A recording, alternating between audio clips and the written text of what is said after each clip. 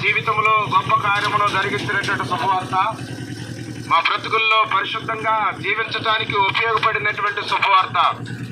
ఏంది ఆ శుభవార్త అనంటే, పరలోకములో ఉన్నటువంటి దేవాతి దేవుడు భూమి మీదకి దైవ కుమారుడుగా వచ్చి ఉన్నాడు.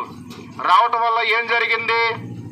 ఆయన పరిశుద్ధమైనటువంటి రక్తాన్ని చిందించి ఉన్నాడు. చిందించడం వల్ల ఏం జరిగింది? పాపులమైనటువంటి మన జీవితంలో, పాపినైనటువంటి నా జీవితంలో పవిత్రత అనేటువంటిది నా జీవితానికి వచ్చింది. ప్రియమైనటువంటి దేవుని పిల్లలారా, ఈ గ్రామంలో ఉన్నటువంటి కాలనీ వాసులకు తెలియపరిచేది ఏమిటి అని అంటే, మనం ఏదో రకంగా ఏదో ఒక విషయములలో పాపములో పడిపోతా ఉన్నాము, అపవిత్రతలో పడిపోతా ఉన్నాము.